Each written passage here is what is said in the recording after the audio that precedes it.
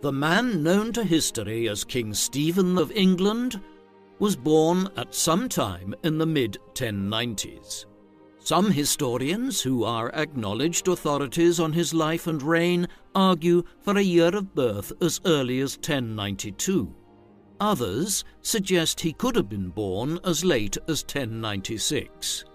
It is important to bear this in mind, especially when considering the events of the 1100s and 1110s, as the gap of 4 years make a considerable difference in evaluating whether Stephen's actions at these times were those of a child, a teenager, or a young man. There is more consensus concerning his place of birth, and it is generally accepted that he was born in the town of Blois, in the Loire Valley between Orléans and Tours. Stephen's father was Stephen Henry, Count of Blois, a major French feudal lord of the late 11th century. He was already a man of about 50 years at the time of Stephen's birth. If Stephen was born in 1096, then he would have arrived after his father had left for the Holy Land to take part in the First Crusade to reclaim Jerusalem for the Christian cause. Stephen's mother was Adela of Normandy. She was born in the second half of the 1060s and was a daughter of William the Conqueror, the Duke of Normandy, who, in 1066, led a Norman army across the English Channel and began the conquest of England right around the time Adela was born. Her marriage to Stephen Henry in the early 1080s was a political union designed to forge an alliance between her father, by then King William I of England, and the Count of Blois. Her father died in 1087 and was succeeded by his son, Adela's brother, King William II, better known as William Rufus, most likely in reference to his red hair or beard. Hence, when Stephen was born in the mid-1090s, his uncle was the King of England. Stephen's wider family exerted influence beyond England itself. When William the Conqueror conquered England, he was already Duke of Normandy and had extended his rule over some other adjoining territories in northern France as well, such that the family controlled lands on both sides of the English Channel. Indeed, the Conqueror considered his primary role to be that of Duke of Normandy, even after conquering England, and he spent much of the 1070s and 1080s in France, even after becoming ruler of England. After his death, his territories did not pass undivided to William Rufus. Instead, the conqueror's other sons, Robert and Henry, played the greater role in Normandy and the other French territories, while William Rufus ruled England. This arrangement was scuppered in August 1100, when the king was killed during a suspicious hunting accident in the New Forest in Hampshire in England. When this occurred, his brother Henry quickly moved to seize power and became the new monarch as King Henry I of England. With this, Stephen, who was still a child, aged between 4 and 8, depending on his year of birth, swapped having one uncle as King of England for another, while his third uncle, Robert, would exercise control over Normandy for some years to come. Although in 1106 he was defeated militarily by Henry at the Battle of Tinchebray and imprisoned for the rest of his life. Consequently, much of Stephen's life would be lived in the shadow of his powerful uncle, who, from 1106 onwards, controlled England and the family's territories in Normandy and elsewhere in northern France. As with any monarch of the High Middle Ages, there are only a small number of administrative records or examples of correspondence that has survived for the near millennium since Stephen's time, with which to shed light on his life. As a result, we are largely reliant on the histories and chronicles of the era in order to reconstruct the events which involved Stephen and the role he played in them. These were mostly written by ecclesiastical figures, monks or abbots and bishops, who were close to those in power. One was the Historia Novella, or New History of William of Malmesbury, a highly learned monk who was born in the mid-1090s too, and was an exact contemporary of Stephen's. The Benedictine monk Orderic Vitalis wrote an ecclesiastical history which covers the period up to 1141 and sheds extensive light on Stephen's life prior to becoming King of England and the first years of his reign. The Anglo-Saxon Chronicle, a long account of the history of medieval England, provides an illuminating narrative of how damaged the social and economic fabric of England was by the civil wars of the 1140s, to which, as we will see, Stephen was so central. Finally, the Gesta Stephani, or Acts of Stephen, is perhaps the greatest source of all for Stephen's time as King of England. The text was anonymous, though some historians of 12th century England contend that it was composed by Robert of Bath, the Bishop of Bath between 1136 and 1166, and an eyewitness to many of the events described in the Gesta. Unfortunately, because it could not have been predicted that Stephen would one day become King of England, these chroniclers were not paying attention to the obscure younger son of the Count of Blois in his earliest years, and we know very little about Stephen's early life. He was evidently raised at home in Blois. He had numerous siblings, including an older brother by the name of William. Under normal circumstances, in a society where primogeniture, the idea that the eldest son would succeed to a noble title, was emerging in its full form, it might have been expected that Stephen would have lived his life in the shadow of his older brother. However, William is believed to have been intellectually challenged in some way.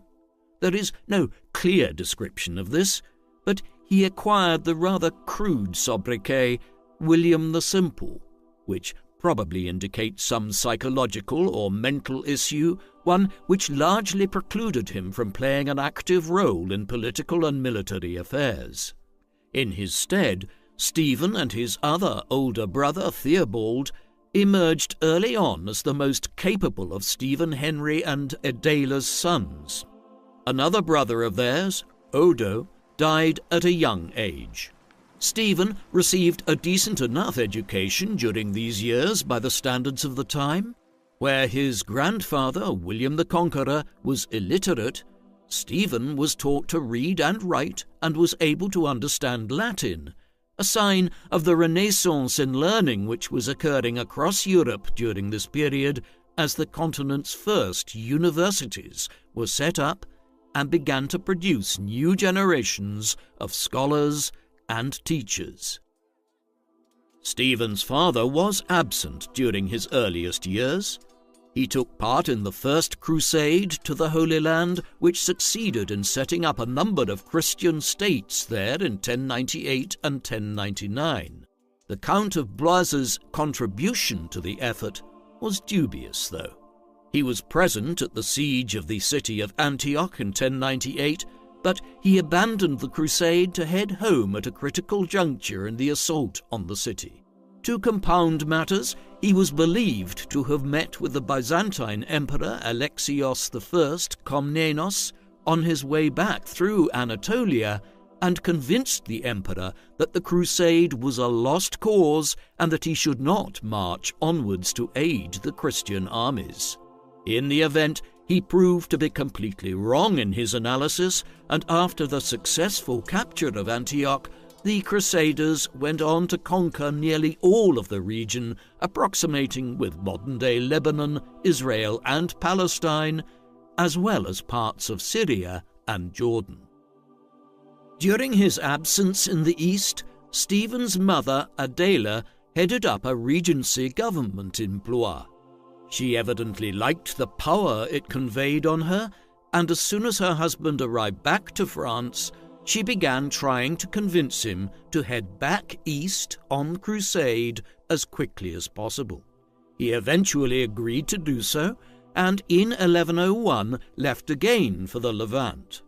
He made it to Jerusalem on this occasion, where a Crusader kingdom had been established after his premature flight home in 1098. The following year, before he could return to France, having completed his vow to visit the Holy City, he was captured by an Islamic army and executed shortly afterwards. Hence, other than a fleeting period in 1099 and 1100, when he was back in France, Stephen's memory of his father would have been almost non-existent. He grew up much closer to his mother Adela and, unusually for a noble child at the time, was raised in her household. When news of their father's death arrived to France, Stephen's older brother Theobald was made Count of Blois, though he was only 11 or 12 years old at the time, and Adela would continue to act as regent for several years to come. While Theobald had succeeded as Count of Blois on their father's death, this certainly did not preclude Stephen from aspiring to a position of authority in France or the wider world of Western Europe. This was especially the case in light of the difficult circumstances prevailing in England and Normandy. Henry I had over 20 children, but most of them were born as a result of relationships outside of marriage and so, by the standards of medieval Europe, could not be considered as legitimate successors to his dominions.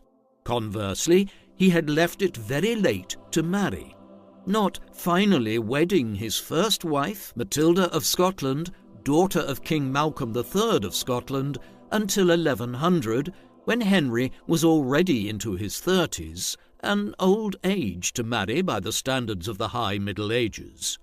Having married, the union did result in 2 children in quick succession, a daughter named Matilda after her mother in the spring of 1102, and a son named William Adelin in August 1103. Thereafter the marriage produced no further children, and so the succession to Henry rested principally on just one legitimate male heir, William Adelin. Given the tenuous nature of the succession and the lack of a spare male heir, Henry began taking an interest in his nephew in the 1100s.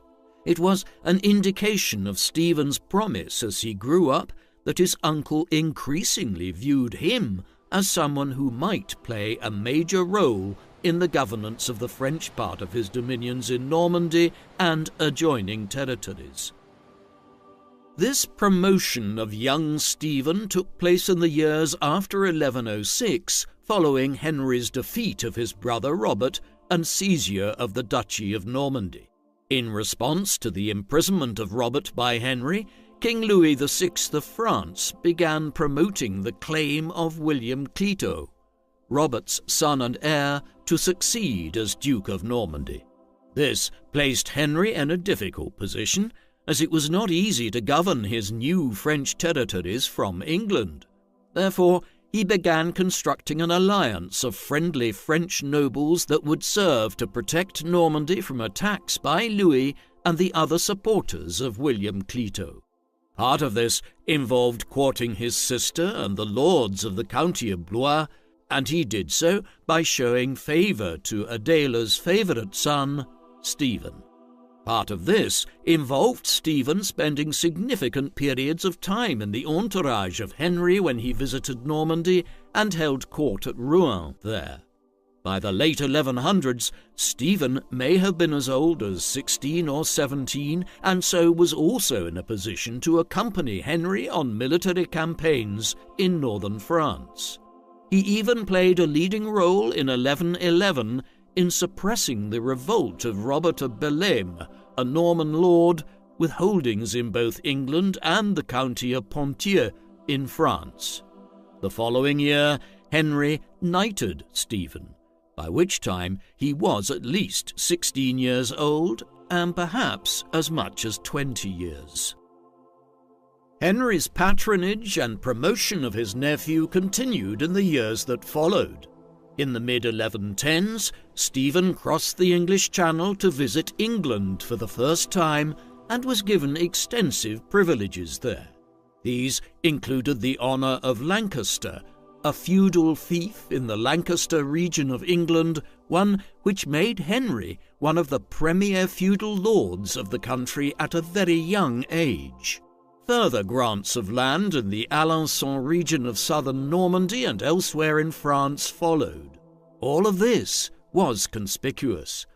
By the late 1110s, it could be argued that Henry was promoting Stephen in a highly unusual fashion, almost as one would his designated heir. Perhaps this was owing to reservations which the king held about his own son and successor. William Adelin reached his 14th year in 1117 and began the passage into his adult years by the standards of the 12th century. He may have been something of a disappointment as he grew up. One chronicler of the time described him as a pampered prince who would be swallowed up by the volatile and aggressive politics of the time, whereas Stephen showed promise. Whatever Henry's plans were, they were soon altered by events outside of everyone's control. On the 25th of November 1120, after a major meeting of the court of King Henry I in Normandy, the king, his children and illegitimate children, along with the senior aristocrats and other courtiers, began making their way back to England. The king had made other plans, but the captain of a vessel named the White Ship, Thomas Fitzstephen, made the ship available to others to make the passage across the channel. That evening, what was, by all accounts, a fairly drunken royal party, one which included the king's heir, William Adelin, and numerous courtiers and nobles, as well as several of Henry I's illegitimate children, descended on the ship. There were approximately 300 in all, more than the ship could comfortably fit. This was fortuitous for Stephen, who was with the party and decided to get off and wait for another ship to travel over to England, leaving the drunken party to head on without him.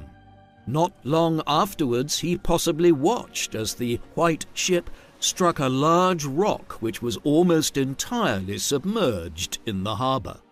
According to the sources we have, all but one of the passengers drowned, an unusual development given how close to the shore they were. One might have expected that more would have swum to safety. Amongst the deceased was William Adelin, King Henry's only legitimate son and heir. His death would cast the succession issue wide open, and as a close male relative of the king, Stephen would become a major player in the scheming which followed in the 1120s. In the immediate aftermath of William Adelin's death, Henry's desire for a child of his own to succeed him became evident, despite his lavish promotion of Stephen in previous years. There was only one option left: Henry's legitimate daughter, Matilda. A girl of 18, she had already been married for several years to Henry V, the Holy Roman Emperor, and the most powerful feudal lord in a politically divided Germany. Despite the fact that she was a woman and that she was absent elsewhere in Europe and had been so for many years, Henry moved to make her his heir designate in the aftermath of the disaster of the White Ship. Admittedly, he did also try to shore up the succession in other ways. His first wife, Matilda of Scotland, had died in 1118, and Henry remarried shortly after the White Ship, this time to Adeliza of Louvain, a daughter of the Count of Louvain and a woman of perhaps little more than 17 years at the time of the marriage. The hope was that this second union with someone with many childbearing years ahead would produce a new legitimate male heir, but there was no luck on this front. The marriage would not lead to further children for Henry, the barren nature of it most likely being due to the king's own advanced years, as Adeliza would have a child many years later when she married for a second time. What this meant in the 1120s and 1130s was that Matilda remained Henry's only living, legitimate child and the heir to the throne of England. There were signs already by the mid-1120s that Matilda would be a tough sell as Henry's heir. In France itself, it was generally accepted that a woman could not succeed as a queen regnant or major feudal lady, the belief being firmly entrenched that the primary duty of a ruler was as a military leader and that this precluded women from ruling. The situation was more complex in England, a country which has had numerous female monarchs over the centuries. Henry hoped to placate his feudal lords and gain their acceptance of Matilda as his heir in 1128 when, after her first husband, Emperor Henry V, died in 1125, she was remarried to Geoffrey Plantagenet, the Count of Anjou, one of the more powerful lords of northern France, whose lands lay along the southern border of the Duchy of Normandy. This backfired, though, when the unpopular Geoffrey made the lords of England and northern France even more reluctant to accept Matilda as the king's heir.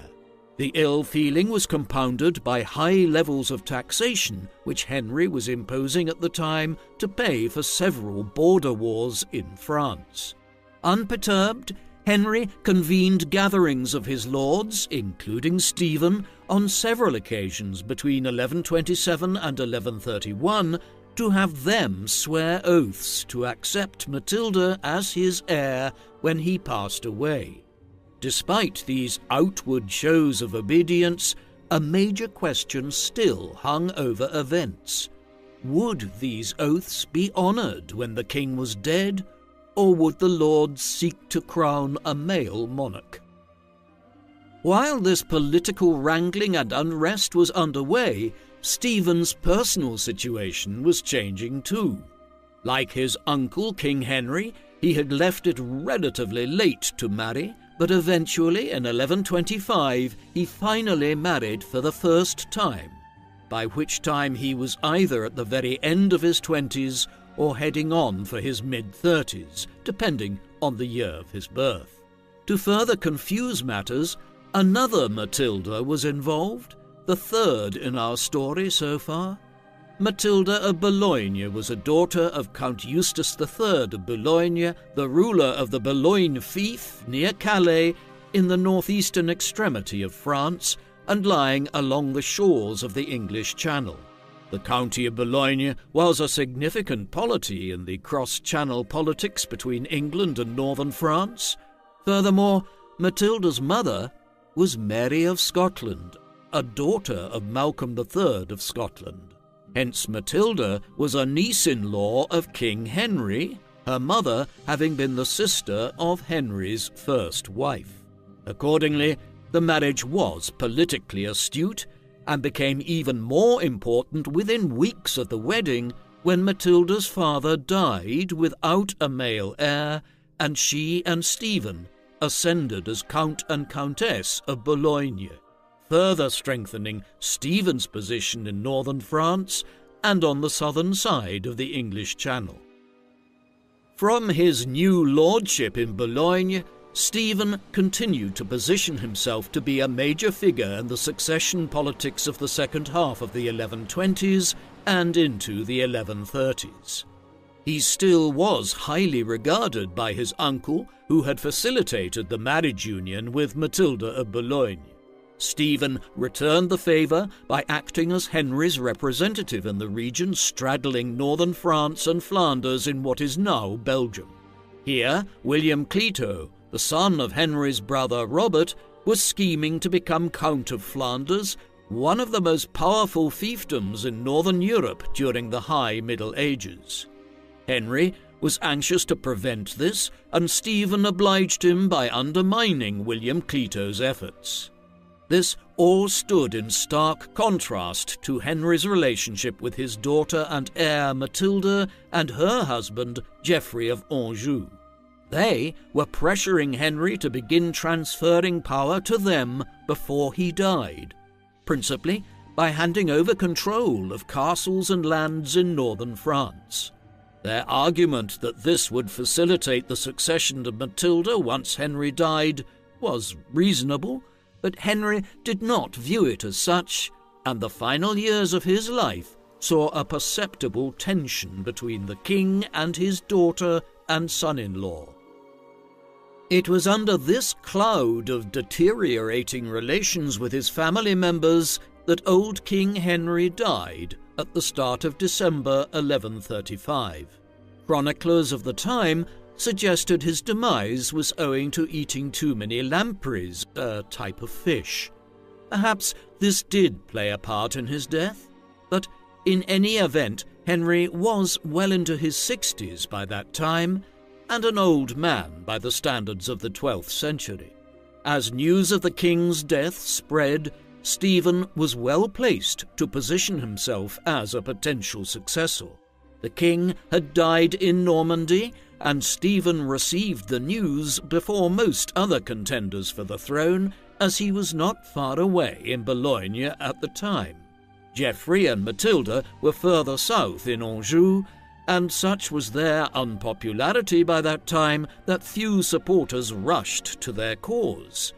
Another plausible successor was Stephen's brother Theobald, the Count of Blois, though it soon transpired that he too lacked the kind of support which was available to Stephen. Stephen moved swiftly to capitalize on his advantageous position. He and his closest followers mobilized and quickly crossed the English Channel to arrive in England within days of Henry's death. There they faced some opposition from Matilda's supporters. Nevertheless, by the 8th of December, Stephen was near London, and in the days that followed cemented popular support for his accession in the capital and began taking over the levers of government. Over the next week, an agreement was worked out with the Archbishop of Canterbury, William de Corbeil, whereby, in spite of the Archbishop's oath to support Matilda's succession, he agreed to crown Stephen as the senior ecclesiastical Lord of England.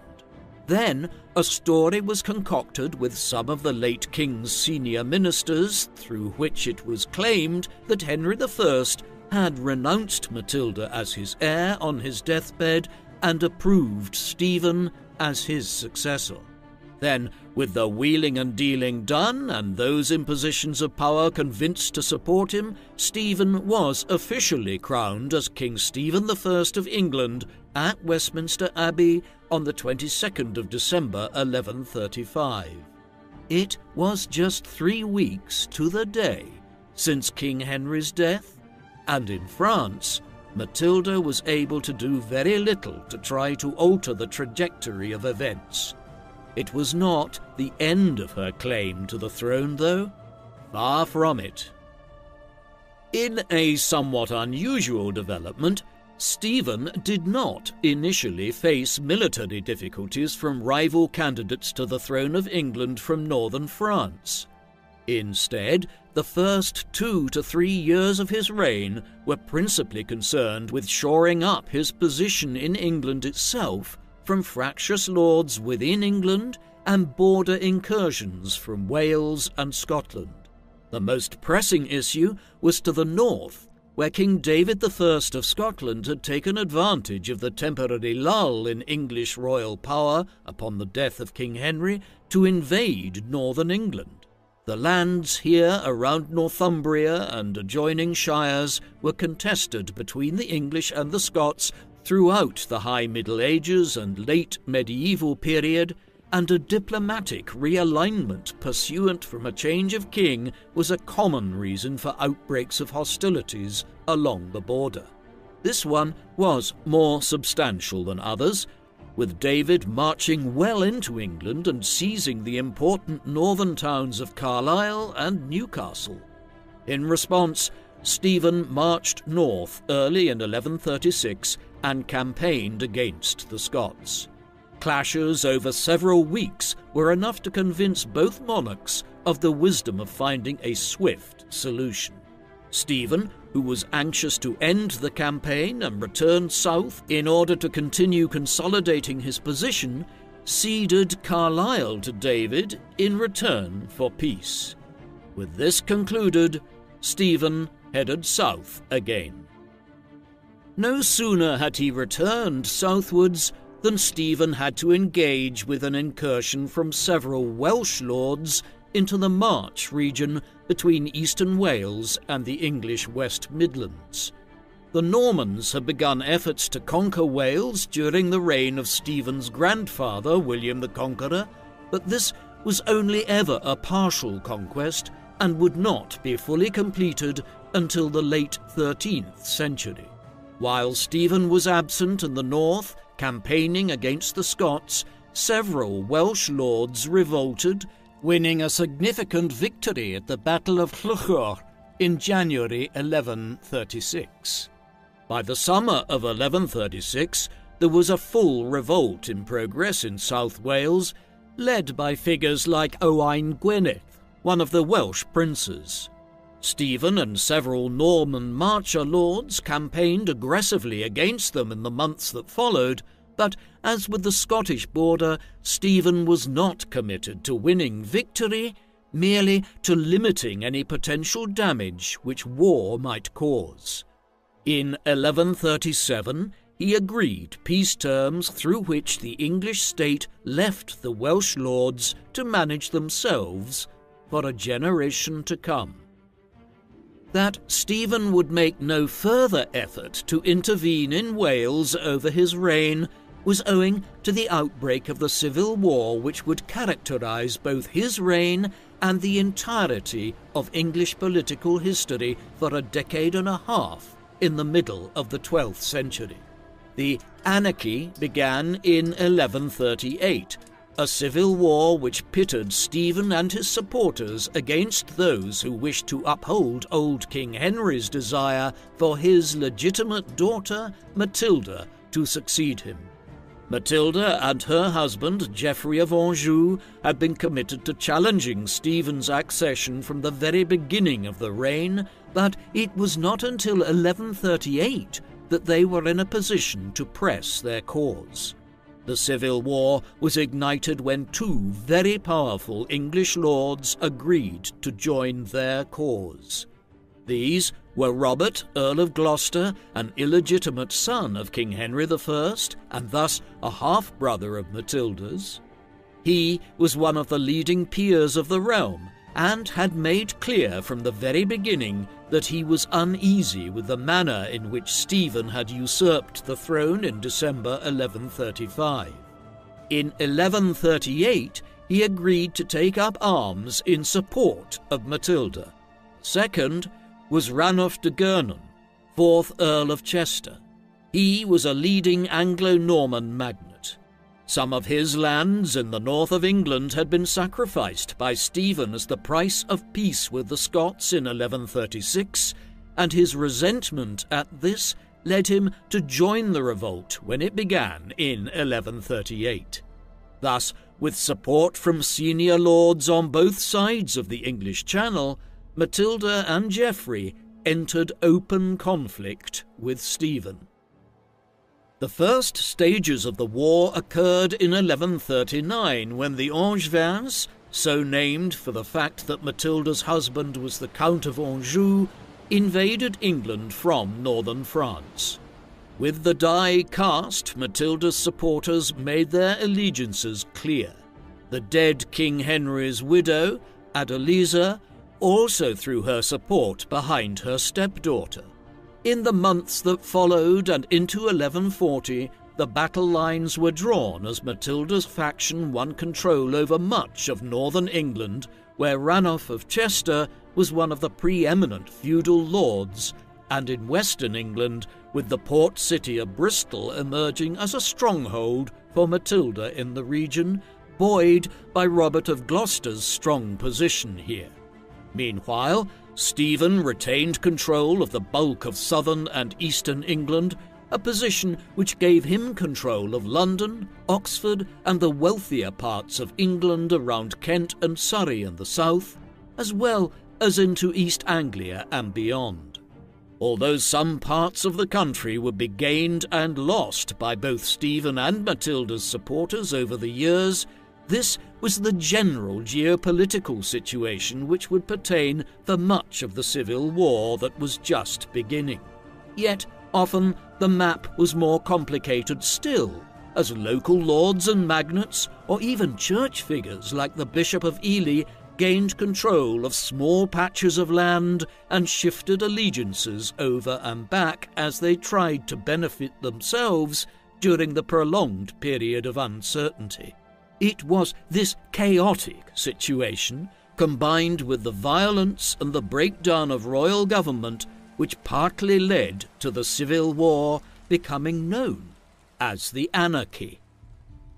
One of the most critical episodes in the entire war began in the first days of 1141, when Stephen and his followers laid siege to Lincoln Castle, where Ranulph of Chester and some of his closest supporters were lodging. Stephen hoped to win this key stronghold lying between East Anglia and York in the north. At first, Ranulph seemed to be caught unprepared, but the move soon turned against Stephen when, at the start of February 1141, Robert of Gloucester arrived to Lincoln to relieve the siege and to try to strike a decisive blow against Stephen's cause. The resulting Battle of Lincoln was one of the most important clashes of the entire Civil War, though it probably involved little more than 1,000 men on either side, an indication of the limited nature of warfare in 12th century England. Gloucester and his allies had the better of it, owing to a large contingent of Welsh auxiliaries who had joined Matilda's cause in 1139. As their position became clear, many of Stephen's most important knights and allies fled from the field, and the battle soon turned into little more than an effort by Stephen and a small band of knights to try and fight their way to safety. They did not succeed, and by the time the clash ended, Robert of Gloucester and Ranulph of Chester were not just victorious, but had managed to capture Stephen as well. In the aftermath of the Battle of Lincoln, Stephen was taken back as a prisoner by Gloucester to the West Midlands and was presented to Matilda. She ordered his confinement in Bristol Castle, and deliberations were now entered into as to what should be done. Matilda had seemingly won a clear victory, but Stephen was a crowned and anointed king, and in both canon and common law could not simply be dispensed with without a clear legal justification. Hence, several weeks of negotiations followed in which several senior archbishops and bishops of the English Church indicated their willingness to support Stephen's deposition and the crowning of Matilda as queen, though others refused. In the end, the breakthrough came when Stephen indicated from his confinement at Bristol that his supporters should allow Matilda to become queen. In the circumstances, he probably felt he had little choice, and so in April 1141, Stephen was to all intents and purposes deposed, and Matilda became queen. Unusually, she took the title Domina Anglorum, meaning Lady of the English, rather than Queen, while many chroniclers of the High Middle Ages and for centuries afterwards referred to her as Empress Matilda rather than Queen Matilda, a designation owing to her first marriage to the Holy Roman Emperor and her position as his empress. Matilda also continued to use the title long after leaving Germany. This uncertainty around her title reflected the realities of her limited power. When Matilda and her supporters attempted to descend on London to have her crowned at Westminster, the Londoners rejected her and remained steadfast in their loyalty to Stephen. In this fluid situation, with Matilda having emerged temporarily victorious over Stephen, the king himself imprisoned, though with parts of England refusing to acknowledge Matilda, the political landscape in northern France also experienced an important change. When news reached the county of Anjou of the defeat and capture of Stephen at Lincoln, Matilda's husband, Geoffrey of Anjou, invaded the Duchy of Normandy and occupied much of it. Stephen's older brother, Theobald, Count of Blois, did very little to stop him, being conscious of both the difficulty of withstanding the Angevin onslaught with Stephen's fortunes in such decline in England, and also having his own troubles to contend with against the French monarchy. The Angevins would retain control over most of Normandy throughout the 1140s and into the early 1150s, and henceforth the civil war would largely be contained to England itself. Geoffrey of Anjou was even able to have himself formally acknowledged by many of the Norman lords as Duke of Normandy in 1144. Stephen's cause was at an extremely low ebb in the spring of 1141. However, all was not lost. Though captive himself, his wife Matilda of Boulogne proved herself to be a capable leader of his cause while Stephen was being held at Bristol, and she soon managed to reassemble an alliance of some of England's leading magnates to resist Matilda's ascension to power, aided considerably by Stephen's brother Henry, Bishop of Winchester. They also had the support of William of Ypres, the leader of a major contingent of Flemish mercenaries from the Low Countries. In the autumn of 1141, their combined forces marched towards Winchester, where Matilda and Gloucester's armies were trying to secure the region for her and have the lords there acknowledge Matilda's accession as queen. What followed at Winchester on the 14th of September 1141 was a direct inversion of the result at the Battle of Lincoln 7 months earlier. Matilda's forces were routed and heavily defeated, and Robert of Gloucester was taken captive. In the aftermath of the engagement, Matilda of Boulogne and Bishop Henry of Winchester were able to trade Gloucester's release for the release of Stephen. Set at liberty at the beginning of November 1141, Stephen began to re-establish himself as king, and in December he and his wife undertook a second coronation as a means of reaffirming Stephen's position as King of England and in an effort to delegitimize Matilda's accession months earlier. Matilda was never formally deposed, and so across the 1140s there was a rival queen regnant in the shape of Empress Matilda and a king regnant in the shape of King Stephen. The anarchy would continue unabated for many years to come, despite the dramatic events of 1141. Having fortuitously gained his freedom in the late autumn of 1141 and begun to restore his authority, it all nearly came to a shuddering halt for Stephen the following year.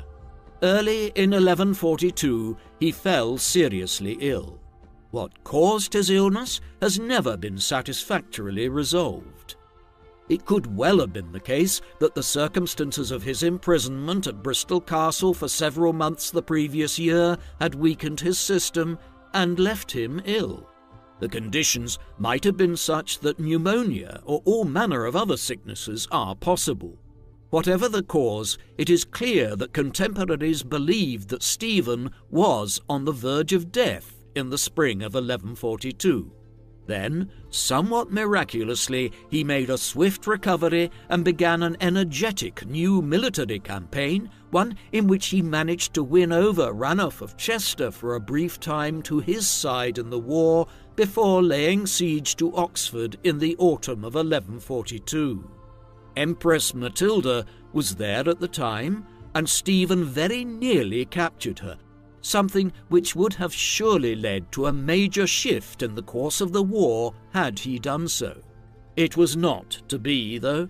Matilda and a handful of close supporters slipped out of Oxford Castle under the cover of night and made their way westwards.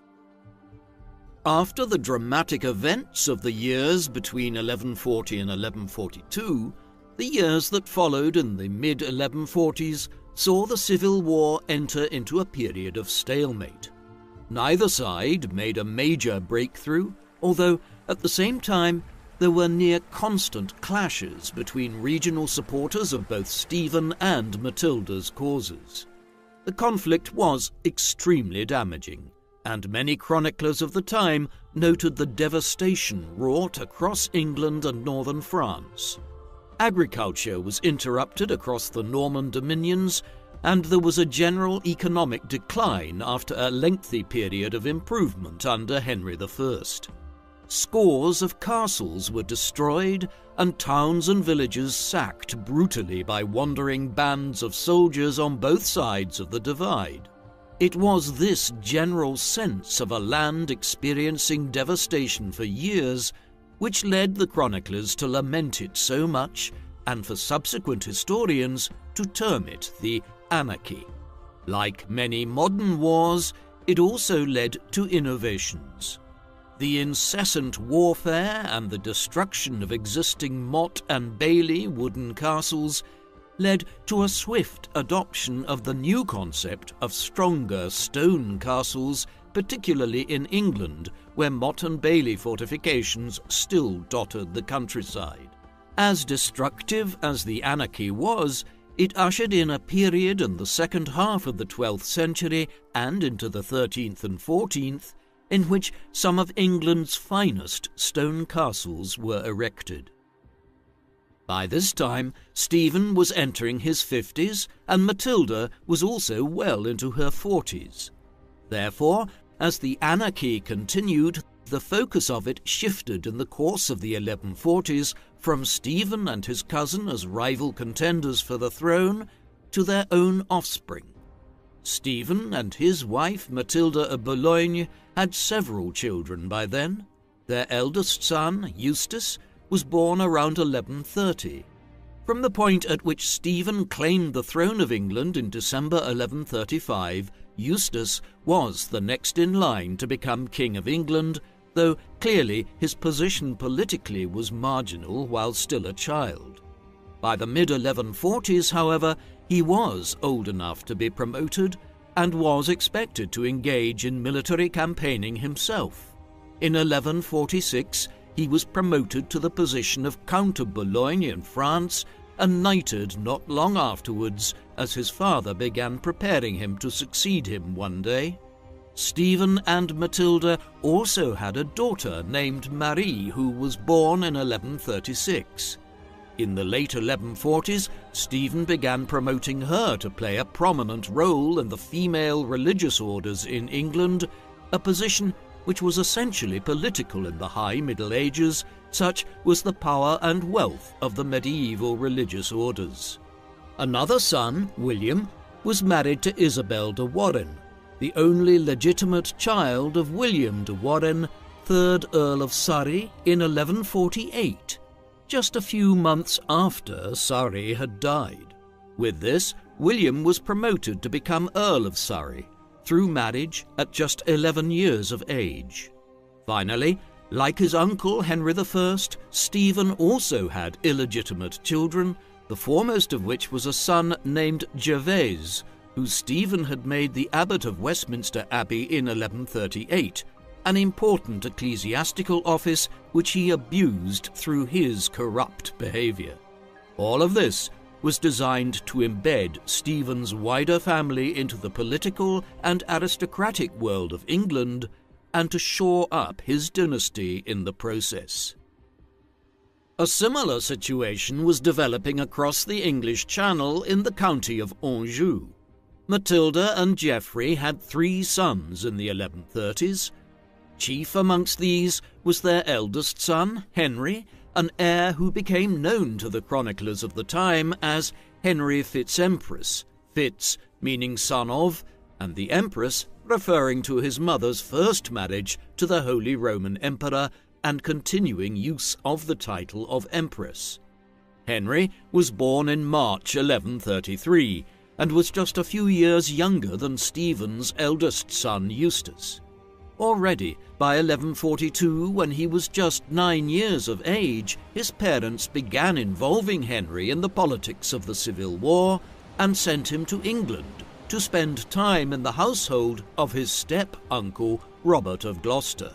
The point of this was to present in person Matilda's heir to the English lords who supported her cause.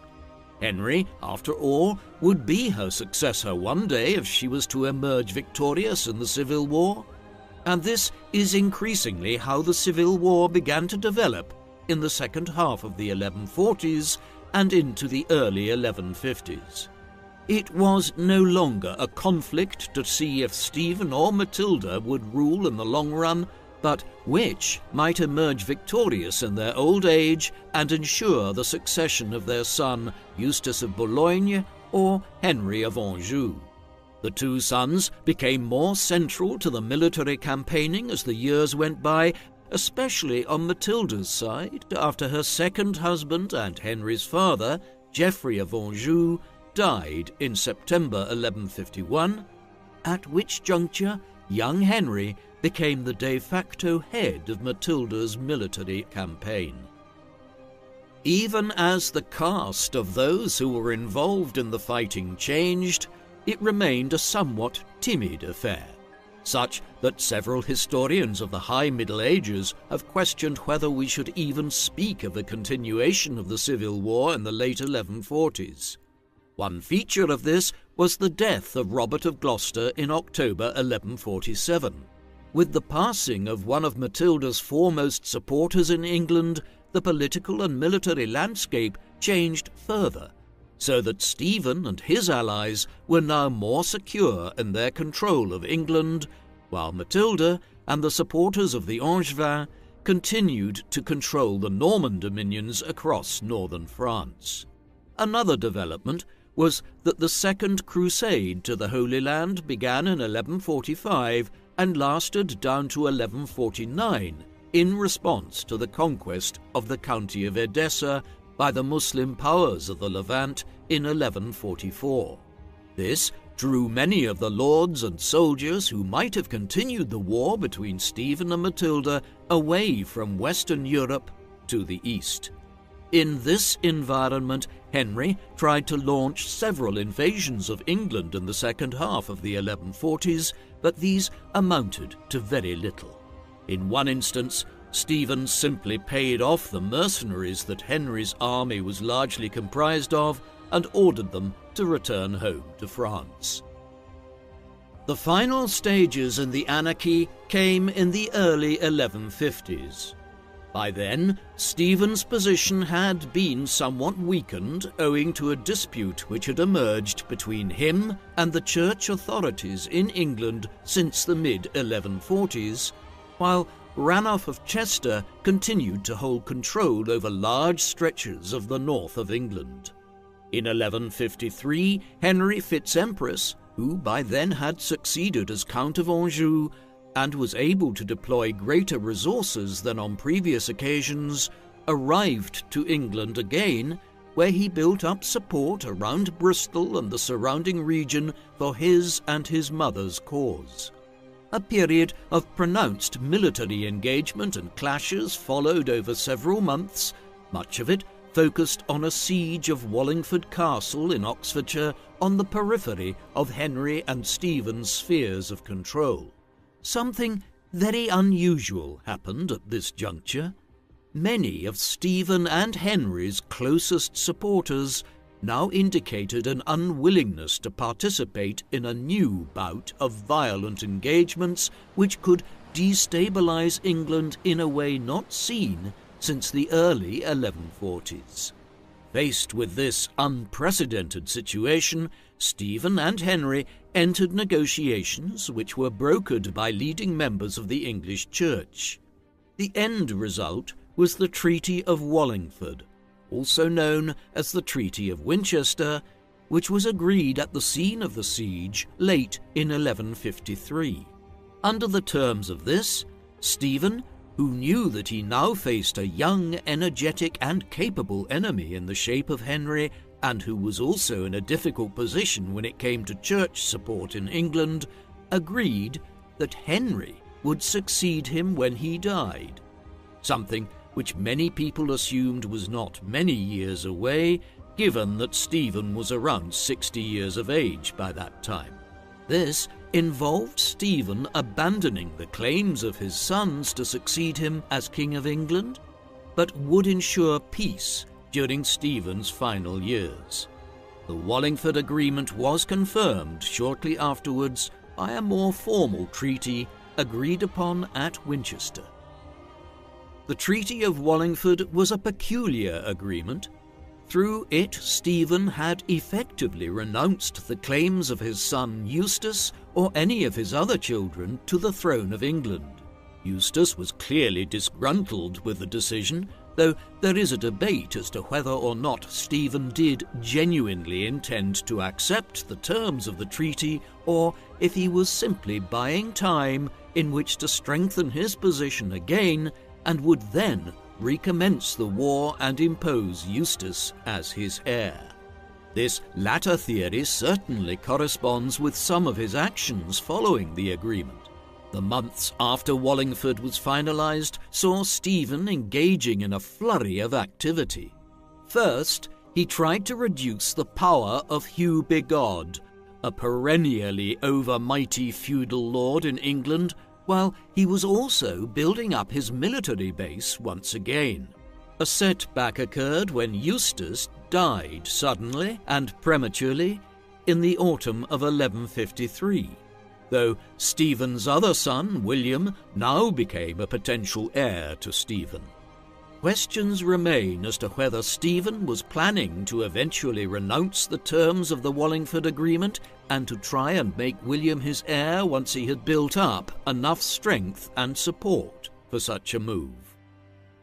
If this was Stephen's plan, it would never come to fruition. By the time the Wallingford Agreement was reached in 1153, the king was at least 57 years of age, depending on the time of his birth, and perhaps into his early 60s. Old age in the 12th century. Despite his advanced years, he spent the first months of 1154 travelling around England and making preparations for reform of the kingdom and perhaps to plot the succession of his son William. One major port of call was the northern city of York. He then traversed the entire country again, heading for Dover in Kent in the southeast of England. It is plausible that this extensive travel exacerbated some pre-existing illnesses, although Stephen's death may also have been entirely unexpected.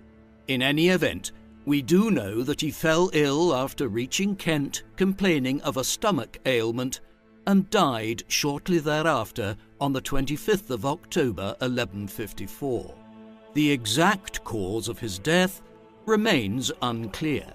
An ailment such as stomach cancer or severe gastritis may have been involved. He was quickly buried at Faversham Abbey in Kent. Stephen had patronised the establishment of the abbey just a few years earlier, and both his wife Matilda and their eldest son Eustace, who had died only so recently, were also interred there. The abbey was dissolved and largely destroyed in 1538 as part of the dissolution of England's monasteries during the English Reformation. In 1964, the empty tombs of Stephen and his family members were discovered, and there is a lack of clarity as to where their remains ended up after the 1530s, with local law contending their bones were thrown into a local creek. Stephen's death occurred at a broadly propitious time for bringing the long-running civil war to an end. Eustace's death a year earlier had ensured there was no power struggle between him and Henry, which there surely would have been had both men still been alive when Stephen died. Furthermore, with the Treaty of Wallingford having only so recently been negotiated, the other potential claimants to the throne were willing to accept Henry's succession as King Henry II of England. This new period of England's history is known as the Angevin Empire, to indicate Henry's descent through the House of Anjou and the extent of his territorial holdings on both sides of the English Channel.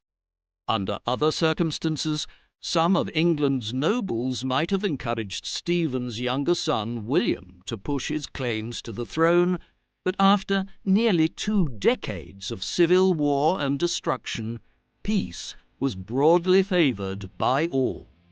Henry II settled into a long reign.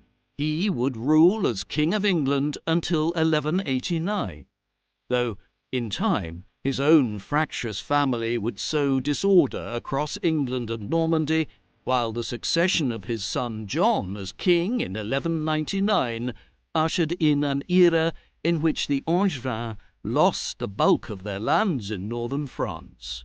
Periods of civil war and disorder would punctuate England's medieval history every few decades for centuries to come. King Stephen has often been viewed poorly by historians of England and France in the High Middle Ages.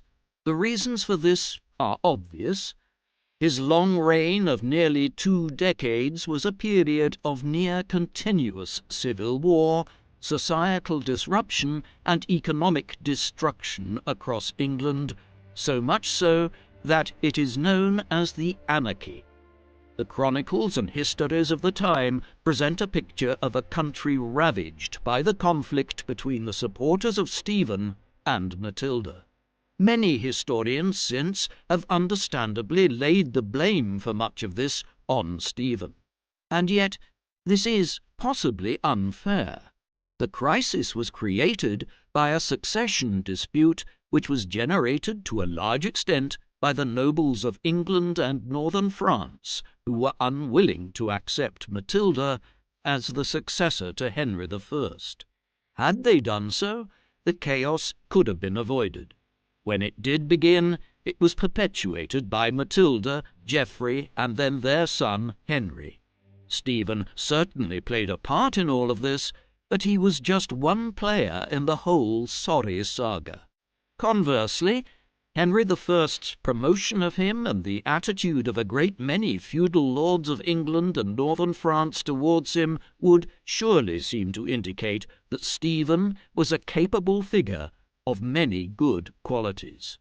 What was really at issue were structural weaknesses in the English and Norman state in the 12th century, and also the sheer happenstance of family creation. If Henry I had sired more legitimate sons, the anarchy would almost certainly have been avoided. That this wasn't the case was not Stephen's fault, though there is no doubting his centrality to the years of war and discord which followed the death of Henry I. What do you think of King Stephen? Was he responsible for the anarchy, or was he more of a symptom than a cause of the weaknesses of the Norman state in the 12th century? Please let us know in the comment section. And in the meantime, thank you very much for watching.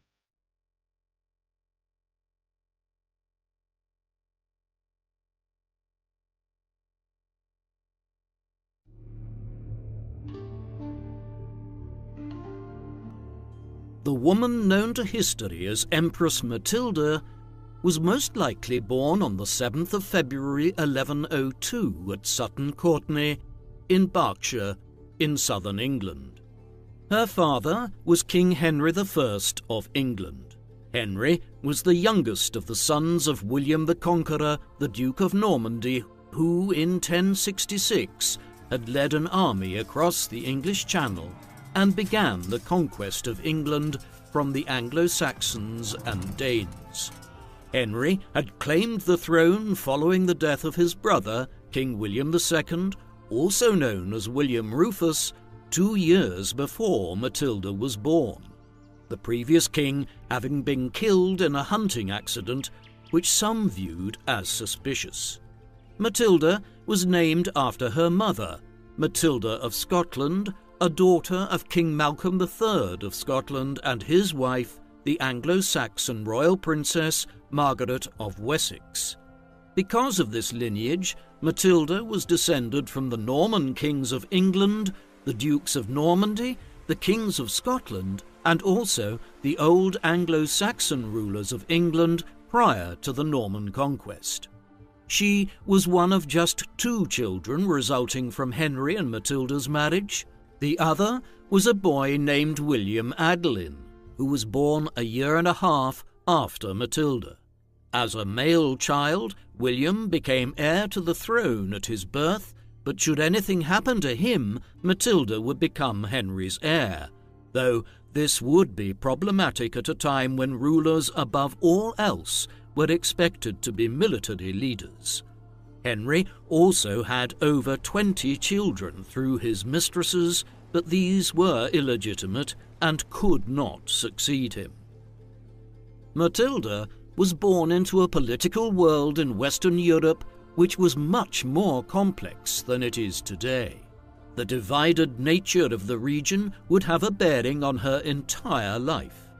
Matilda's father ruled England, which was already a reasonably centralized, unified kingdom, with growing influence over the Welsh lords to the west, and at least for a temporary period, reasonably good relations with Scotland on account of Henry's marriage to Matilda's mother, who was a Scottish princess.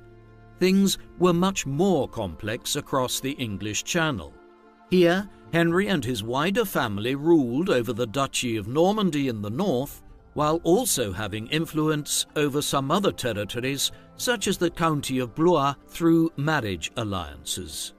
There was a King of France here who ruled from Paris, but he in no way controlled territory approximating to the French nation-state today, though lords such as the Dukes of Normandy and the Lords of Anjou were nominally the underlings of the French king and owed him feudal homage.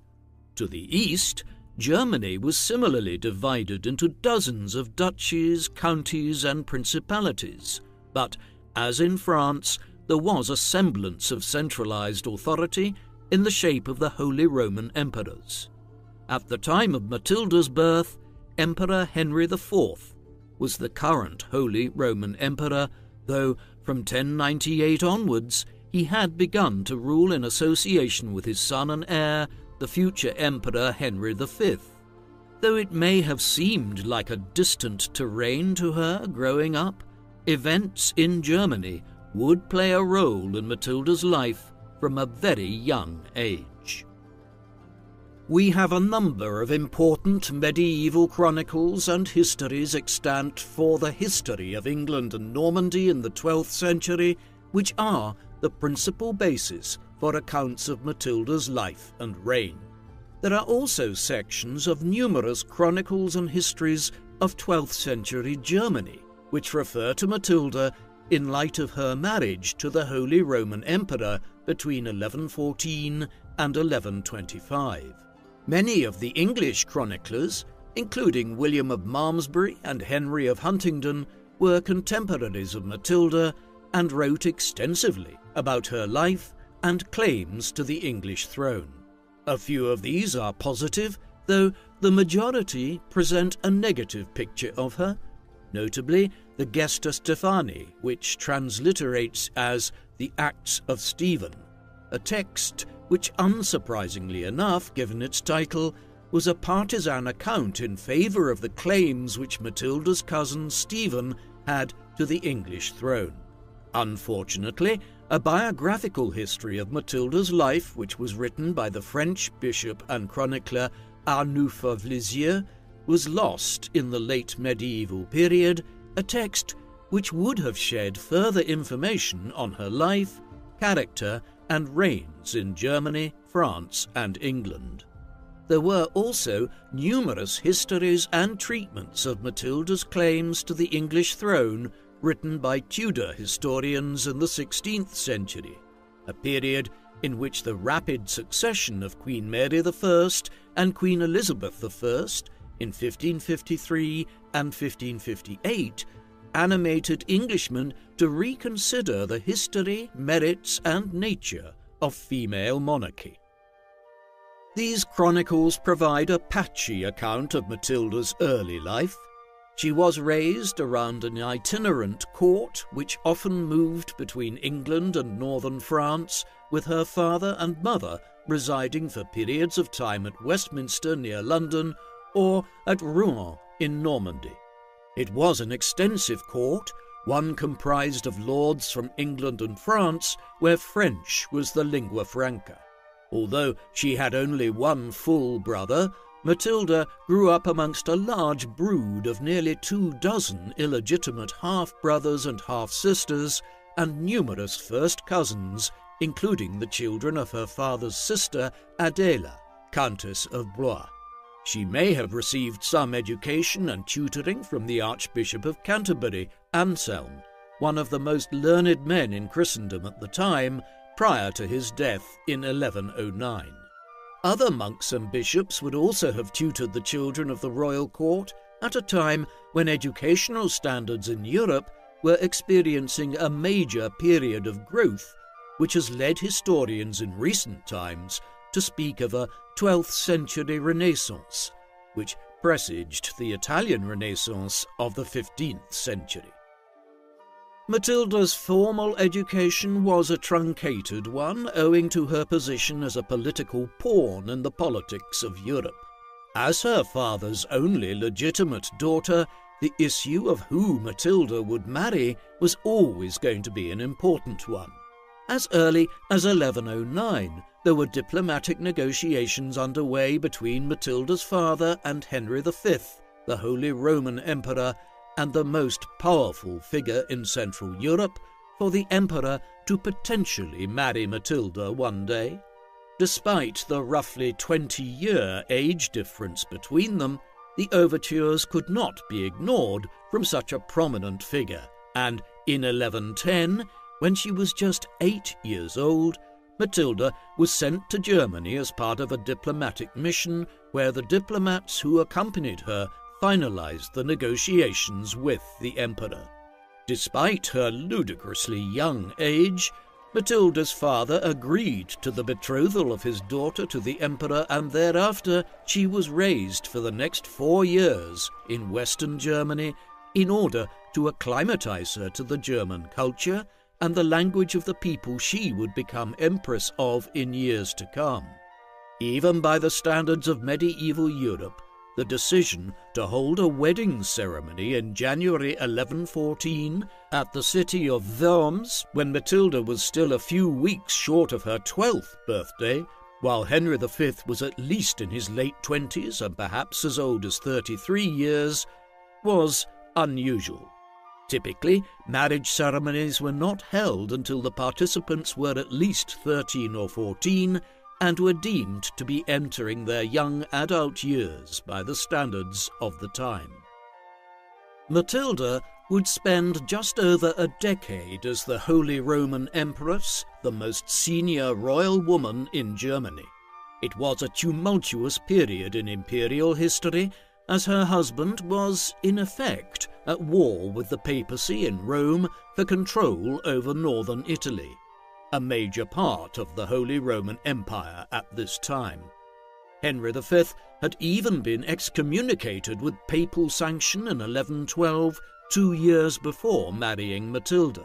In the first years after the marriage, Henry spent much of his time campaigning south into the plain of Lombardy, and after a time, Matilda joined him there with her entourage and household staff. At one point, in 1117, even heading south towards Rome itself, as the emperor tried to seize the Eternal City. Curiously, despite her young age, Matilda was playing an active role in political affairs by 1116 and 1117, with evidence pointing towards her attending government councils and acting as an unofficial sponsor of political measures that arrived to the imperial court. In 1117, she also claimed the title of Holy Roman Empress, as Henry emerged as the victor of the military clashes in Italy. However, the title was not given the imprimatur of Pope Paschal II, and whether she legally was entitled to call herself Empress, or simply held the more junior imperial title of Queen of the Romans, was a matter debated for years to come. Matilda consistently maintained that she was the Empress Matilda, even long after leaving Germany. In 1118, Matilda's significance in her husband's government was made clear when he himself returned to Germany to quell growing unrest amongst several feudal lords there and left Matilda in charge of the imperial government south of the Alps in his absence. She played important roles during the years that followed, notably in the resolving of the investitures controversy, a long-running dispute between successive Holy Roman Emperors and popes since 1076, over whether the emperor had the right to appoint archbishops and bishops in the lands of the Holy Roman Empire, or whether the pope had the final say in investing these ecclesiastical offices. The controversy was finally resolved by the Concordat of Worms, agreed upon in 1122 in the German city which bears its name.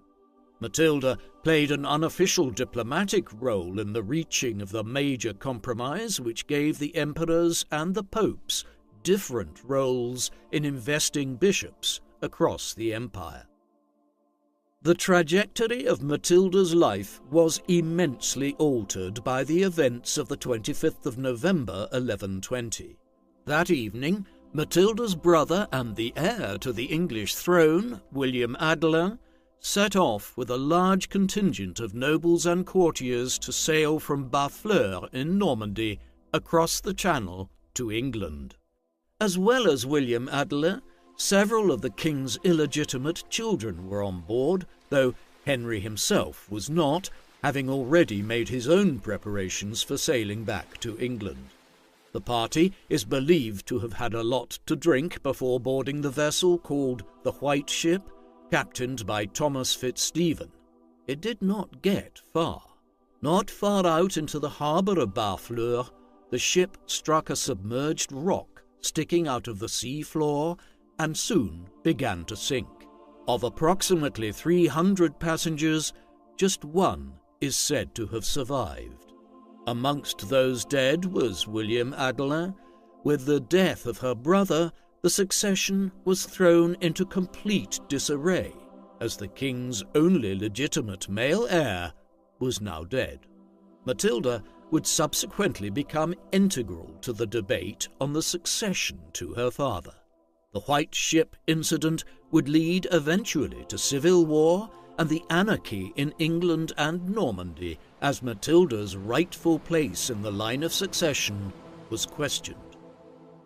In the immediate aftermath of the White Ship disaster, there was political turmoil in England and northern France.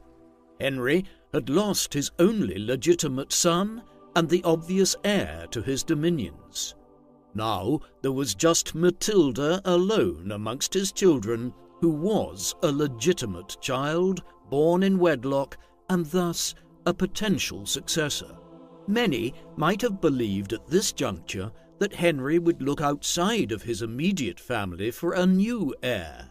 Two potential candidates were his nephews, the sons of his sister Adela, Theobald, Count of Blois, and his younger brother Stephen. The latter might have been deemed an especially likely heir.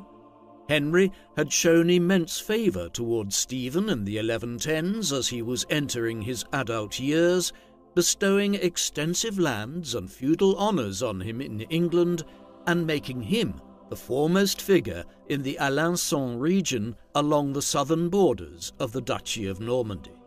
In retrospect, it looks as though Henry had been grooming Stephen as a potential spare heir during these years, should anything befall William Adelin. And yet, when the time came to potentially do so after the White Ship, Henry made it clear that Matilda was now his designated successor. Despite her father's efforts to cement her position as his heir, Matilda was only ever accepted by a minority of those who mattered, the knights and lords of England and northern France, and the senior ecclesiastical figures of the English Church. When the time came that Henry died and a successor had to be crowned, whether Matilda became queen or not would depend on the willingness of these men to honour the king's wishes. Many were reluctant. While England would accept female leaders in the centuries that followed, the issue of a female monarch was considered problematic at a time when the primary duty of a ruler was to lead their feudal lords into battle. This was also the case in France, where traditional law dictated that the position of queen regnant was not permitted, but instead only a queen consort to a king regnant. Aware of these issues, Henry would call his lords together on numerous occasions throughout the 1120s and into the early 1130s to have them swear formal oaths to uphold his plans for the succession. As a backup, he also married for a second time to Adeliza of Louvain in 1121. This marriage, however, would prove even more unsuccessful than his first when it came to producing legitimate children. No children resulted from it, and Matilda would remain Henry's sole legally viable heir. One of the other problems which Matilda's potential succession presented was that she was an absentee heir. Back in 1114, she had married the Holy Roman Emperor Henry V. While this was a politically important marriage to one of the most powerful figures in Europe at that time, it also meant that she was living in Germany and other parts of Central Europe in the early 1120s, even as Henry was trying to convince his lords to accept her as his heir. In an age before any form of mass media, such as printing, having a physical presence in one's dominions was extremely important. It was why kings and queens regularly went on journeys around their kingdoms in order to be seen in the flesh and reassert their authority to their subjects. Matilda's absence in Germany was doubly difficult because of this. After all, the lords of England really had no idea who they were being asked to swear oaths to in the early 1120s. Perhaps Matilda was a strong, poised woman who could make a good ruler one day. On the other hand, perhaps she was the direct opposite of this, a weak-willed, insignificant person who could not be respected as a potential heir. The point was that nobody could be sure, and this made Henry's task all the more difficult. In the end, the English king's son-in-law, Emperor Henry V, resolved this problem by dying prematurely in May 1125 of some form of cancer while campaigning in the Low Countries. He and Matilda had no surviving children, though, as noted, a child had been born years earlier but died in infancy. The imperial title thus passed to Lothair of Supplinburg, Duke of Saxony. Freed from her marriage bonds and with no children or family tying her to Germany, Matilda returned home to England in 1126. There, her father's knights and lords would have had their first sustained impression of the woman who Henry wanted to rule over them one day. They should have been reassured to some extent. Matilda was a poised, capable woman one who might not have been able to lead them into battle in the traditional sense, but who many would have believed could make a good queen. Still, others could never be convinced of the plausibility of a female monarch, and others were disillusioned more broadly with high levels of taxation which the king was imposing and which deepened their opposition to his succession plans. After a spell in England, Matilda crossed the English Channel and took up residence in Normandy. Here she continued to style herself as Empress Matilda despite the death of her husband, the Emperor, in 1125, an affectation which subsequent chroniclers and historians were happy to continue, and Matilda remains known to history as Empress Matilda to this day. In France, her father soon arranged another marriage for her. This time, the proposed groom was Geoffrey Plantagenet, the son and heir of the Count of Anjou, Touraine, and Maine. The counties of Anjou, Touraine, and Maine were sizable feudal lordships which lay to the south of Normandy, north of the county of Poitou, and to the west of Paris. They covered a substantial proportion of north-central France, and so Matilda's marriage to Geoffrey was, at least on the surface, an astute move, which ensured Matilda would have financial and military backing if she had to fight for her crown after Henry died. Yet the marriage was problematic in other ways. Geoffrey was still 10 weeks shy of his 15th birthday when they married on the 17th of June 1128, and once he succeeded as Count of Anjou, Touraine, and Maine the following year, he soon developed a reputation for heavy-handedness which aroused the animosity of some of the more minor lords of Normandy to the north. This alienated some further potential supporters of Matilda, though in the end the resources which Anjou was able to bring to bear after Henry's death were crucial in keeping Matilda's hopes of claiming the throne alive. The late 1120s and early 1130s were difficult years for Matilda. Much of this was brought about by the ongoing issues concerning the succession. By this time, Matilda's first cousin, Stephen of Blois, was emerging as a clear rival. Back in 1125, around the time Matilda's first husband died and she began preparing to return to England, Stephen had married Matilda of Boulogne, who had just succeeded as Countess of Boulogne. This made Stephen lord of one of the foremost polities of northern France, one which lay right on the coast of the English Channel, as well as further lands in Kent in southeast England, further strengthening his position.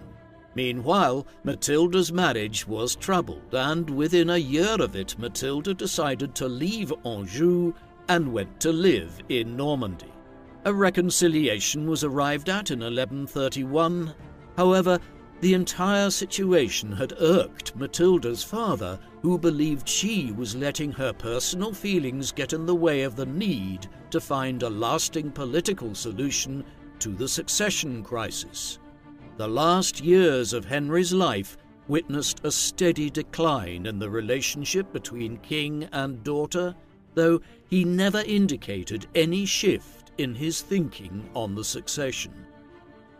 That Henry was steadfast in his determination to have Matilda succeed him was, perhaps, the result of the events of 1133. That spring, Matilda gave birth to her first child, a relief after a long and largely childless marriage to Emperor Henry V, and several years of marriage to Geoffrey without an heir there either. Born on the 5th of March 1133 at Le Mans, the boy was named Henry by his parents after his grandfather the king, a pointed statement to Matilda's father and the political realm at large that Matilda now had an heir of her own, and if she did become queen in succession to her father, it would be an interim reign of sorts in preparation for the eventual accession of another King Henry one day. The king was elated, and the birth led him to cross to Normandy to see his grandchild. A reconciliation seemed to have been effected between he and Matilda. It was short-lived, though. A year later, Matilda gave birth to another son, this one named Geoffrey. The birth was difficult, and it seemed that Matilda would die at one point, leading to a new dispute with her father about the terms of Matilda's own will and her proposed burial place. Thus, the rapprochement between father and daughter did not last long. Matilda's father died on the 1st of December 1135 while in Normandy. Even though he was around 67 years of age at the time, he had been campaigning in northern France against a rebellion of some of the lords of Normandy at the time of his death.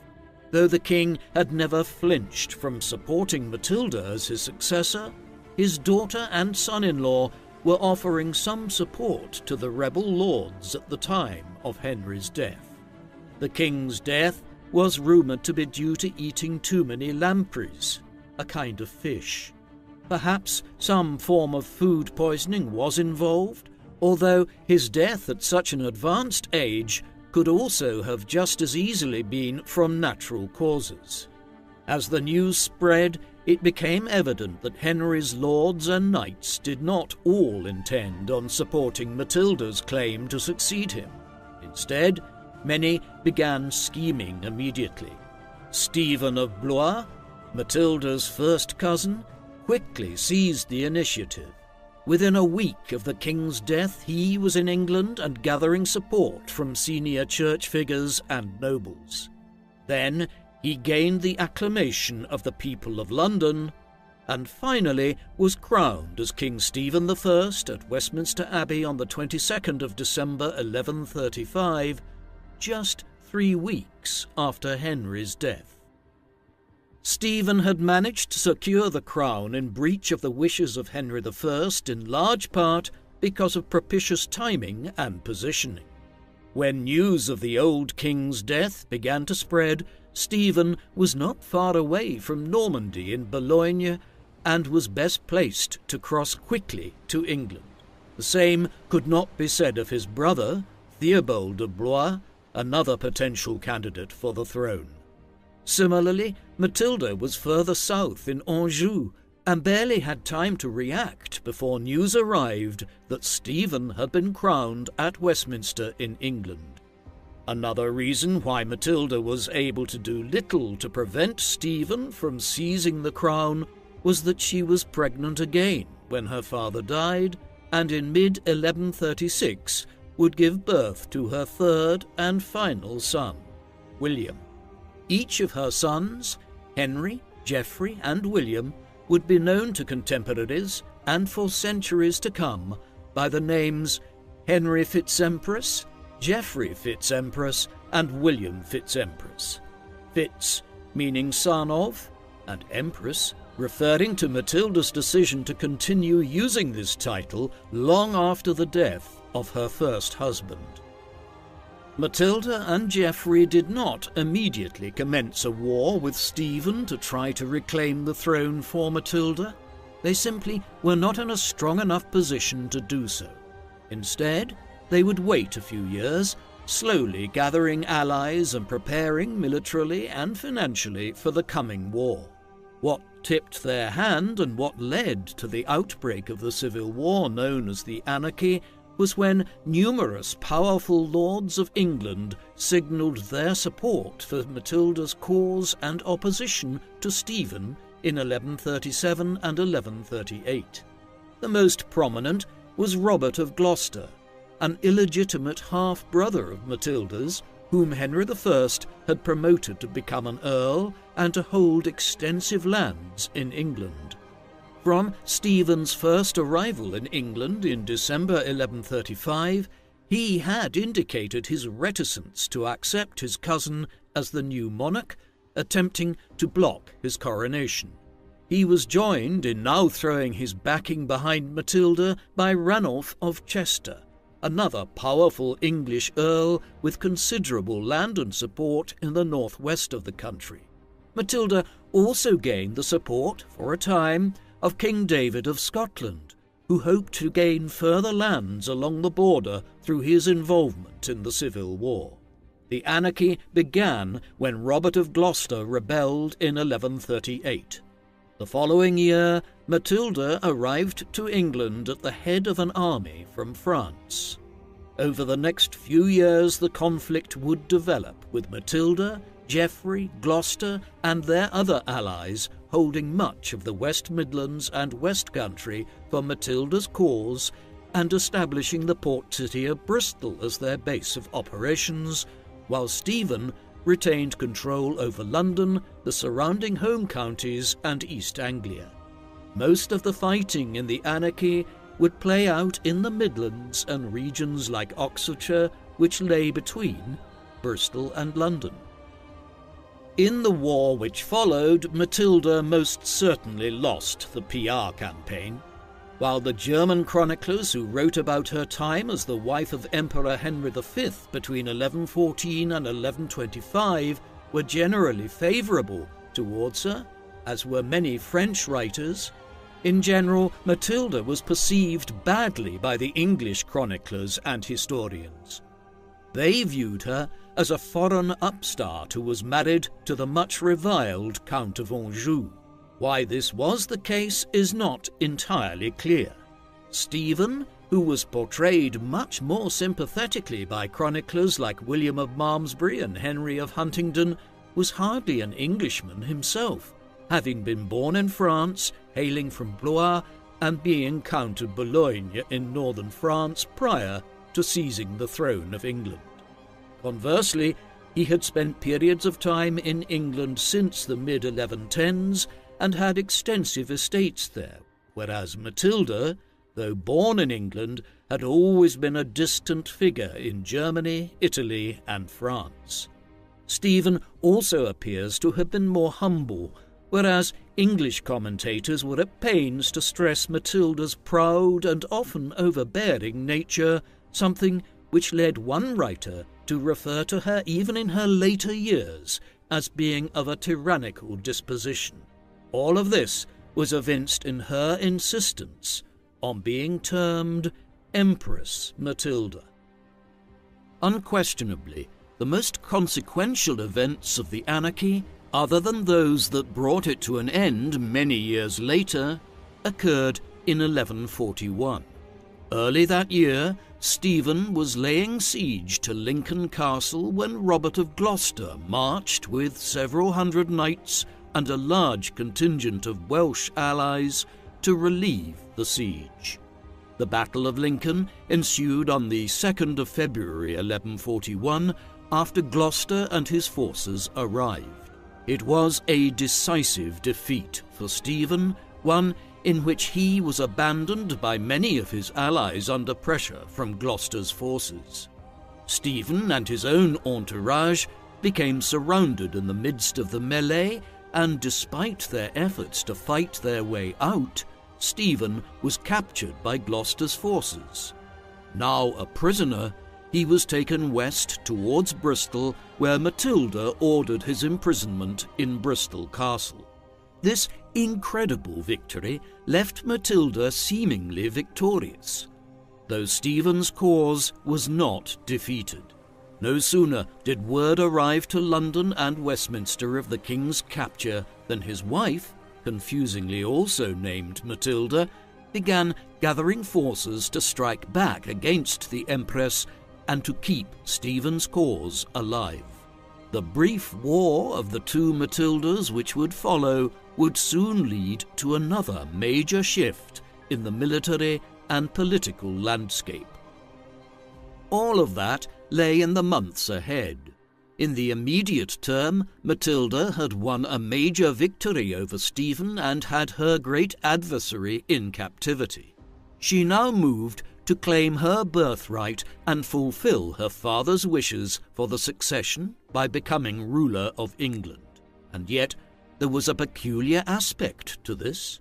Although Matilda generally used the title of Empress, and she was now aspiring to become queen, she did not adopt either of these titles, instead issuing royal charters and grants under the title of Domina Anglorum, meaning Lady of the English. In early April, she and her followers, along with some leading figures of the English Church that she had won over to her cause, arrived to Winchester, home of one of the greatest Gothic cathedrals in Europe and a very important centre of the medieval English Church. There, Matilda was made queen in a makeshift ceremony. However, a subsequent campaign to try and seize London failed, and Matilda gained neither the acclamation of the people of the capital, nor was she crowned at Westminster. This was despite winning over Geoffrey de Mandeville, who controlled the Tower of London at the time, yet when Matilda advanced to try and enter London, the inhabitants indicated their clear unwillingness to allow her entry. Somewhat surprisingly, she did have the agreement of Stephen himself, who told some of his supporters to agree to the coronation of Matilda, perhaps fearing that he would be murdered at Bristol if he did not. Nevertheless, many people continued to view Matilda's coronation as entirely illegitimate. Matilda did not have long to enjoy her success. The other Matilda, Stephen's wife, Matilda of Boulogne, had gathered sufficient forces by this time that she was able to begin campaigning into the Midlands with the aid of her brother-in-law, Henry, Bishop of Winchester, and William of Ypres, a lord of the Low Countries who had brought mercenary troops to England to aid Stephen. On the 14th of September, they descended on Winchester and thoroughly routed the forces which were gathered there in support of Matilda. The rout of Winchester was significant in that Robert of Gloucester was also captured during the fighting. With her foremost ally and half-brother now in the hands of Stephen's wife and his allies, Matilda had no option but to arrange for the release of Stephen from Bristol. Hence, not much more than half a year after defeating Stephen at Lincoln, capturing him and having herself proclaimed as Lady of the English, Matilda was forced to release her cousin, and the Civil War was back to being as contentious an affair as it had ever been. Because Matilda did not renounce the titles she had adopted in April 1141, it is usually held by historians of the period that there were, in effect, two monarchs of England that had been crowned in different ways, King Stephen and Queen Matilda. This situation would continue throughout the 1140s. This was a period of a truly peculiar amount of instances in which the leaders of the Civil War were captured, imprisoned, escaped, or narrowly avoided being detained. Matilda herself had two close calls. The first came in 1141 when she was at Devizes Castle in Wiltshire. It had been built a half a century or so earlier by the Bishop of Salisbury and became one of the foremost strongholds in southwestern England by the end of the reign of Henry I. Matilda was here in 1141 when some of Stephen's forces arrived there. They appear to have been unaware that Matilda was at Devizes. Nevertheless, any effort by her to try and escape would have resulted in her being detected. Consequently, she decided to sneak out by dressing in burial clothes and then being tied down onto a funeral bier. Her attendants then carried her out of Devizes as though they were removing a corpse. Apparently, Matilda stayed in her prostrate and bound position for many hours until the company had made their way entirely out of the region in which Stephen's forces were marauding and to the safety of Gloucester. Later, her forces recaptured Devizes, and she would reward the inhabitants for their help in aiding her escape, granting them a royal charter to hold markets as a small borough town. A second close call occurred in 1142. After the rout of Winchester and the release of Stephen and Robert of Gloucester, the fighting in 1142 began to centre on Oxford. Stephen became aware that Matilda had moved her government here by that time and came to the conclusion that if he could capture her, it would strike a definitive blow and end the war. Thus, in the autumn, he advanced on Oxford, the site of an impressive castle and a town which had already emerged as a centre of higher education. Caught unaware by the advance of Stephen's forces, Matilda and her followers were trapped inside Oxford Castle as a siege began from September 1142 onwards. By the winter, over 2.5 months into the siege, conditions inside were dire, with Matilda and the others short of all manner of supplies. Stephen's plan to capture her was nevertheless foiled. In December, the Lady of the English and a handful of close followers escaped from Oxford Castle and avoided detection by Stephen's troops to make their way back west towards Bristol. There are differing accounts of how she made her escape. One has Matilda simply leaving through a postern or rear gate of the castle.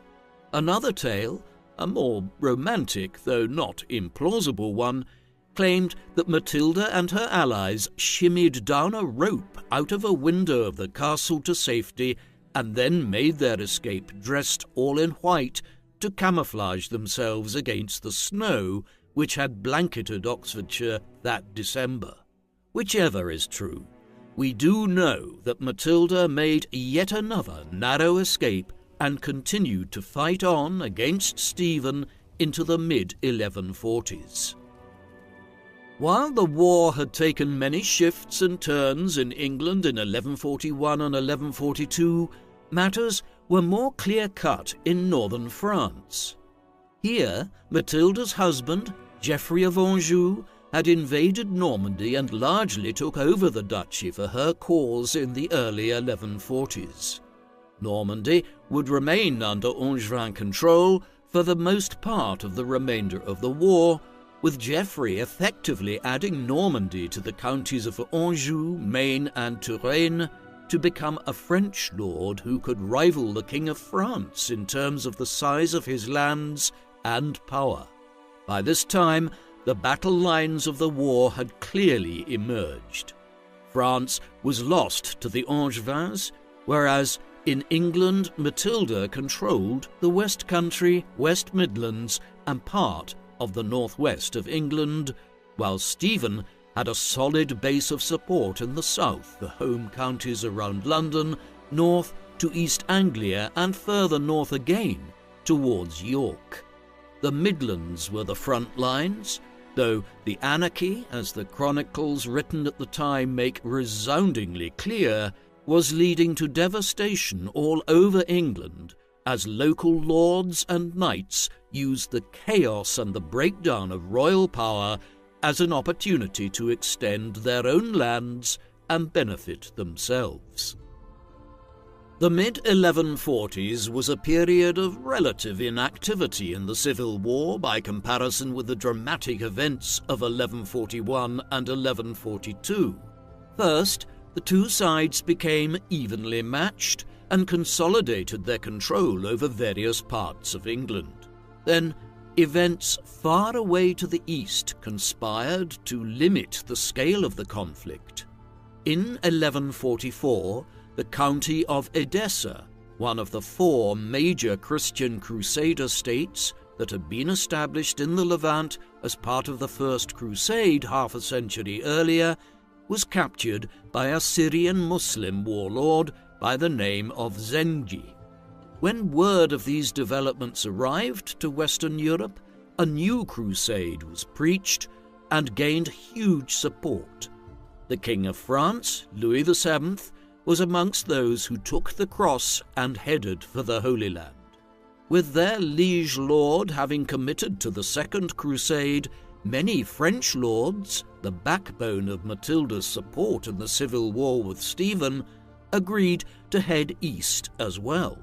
though some were diverted to Iberia in the end, where Lisbon was conquered for the Christian cause in 1147.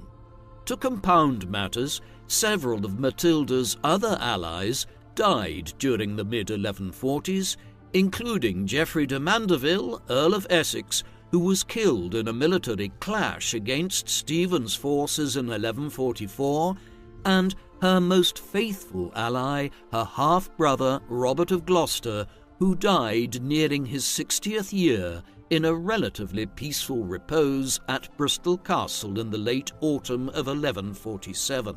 All of this ensured a lull in fighting during these years. The period that followed saw a fundamental change in the nature of the war. By then, Matilda's eldest son, Henry Fitz-Empress, was entering what would be considered his teenage years today, but which in the medieval era were deemed to be the first years of adulthood. In such a situation, he was increasingly presented as the potential future king if Matilda and her allies were successful in the conflict, with the possibility even that Matilda would rule in association with her son.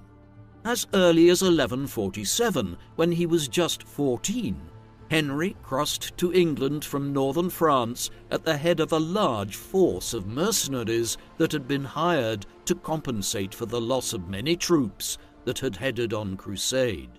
A symbolic changing of the guard followed as Robert of Gloucester passed away, and then Matilda left England herself in 1148. The latter decision was partly taken owing to a clash between Matilda and the Bishop of Salisbury, Jocelyn de Bohun, over the ownership of Devizes Castle, the stronghold in Wiltshire which Matilda had made her dramatic escape from disguised as a corpse back in 1141. The bishop claimed control over Devizes, even though Matilda often resided there. The dispute had escalated in the mid-1140s, with de Bohun even involving Pope Eugene III. Deciding to cut her losses, and with her son now playing a more prominent role in affairs, Matilda headed for France. She would spend most of the remaining years of the Civil War at Rouen in Normandy. The political situation continued to shift in the period that followed. A critical moment came when Matilda's second husband, Geoffrey of Anjou, died suddenly and unexpectedly at just 38 years of age in September 1151. A chronicle written by John of Marmoutier claimed that Geoffrey had been attending a council of his nobles and advisers at Le Mans when he suddenly came down sick with a severe fever.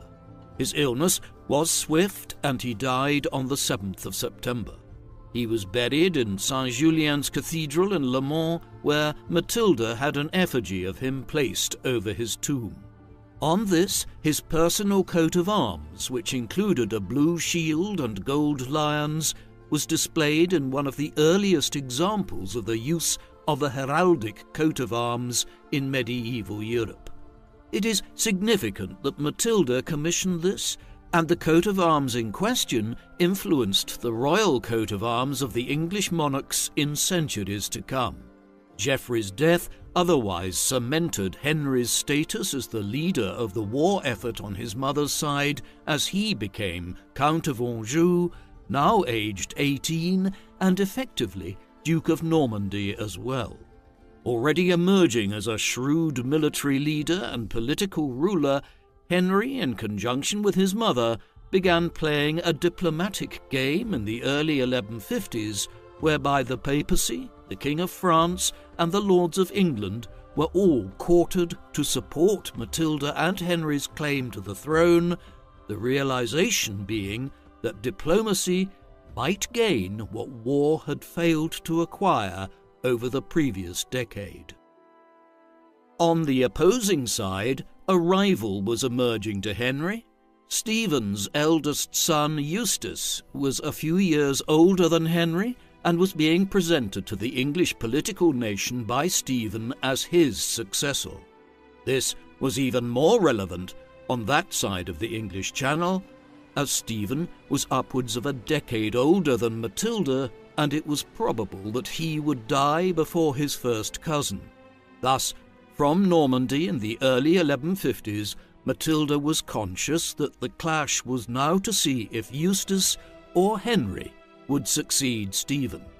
The days when she might claim the throne herself and rule in her own right in realization of her father's wishes so many years earlier were passing.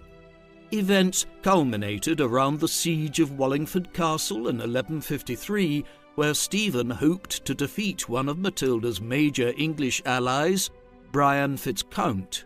Henry campaigned against Stephen to prevent this. After a stalemate had been reached yet again that summer, an agreement was reached, variously known as the Treaty of Wallingford and the Treaty of Winchester.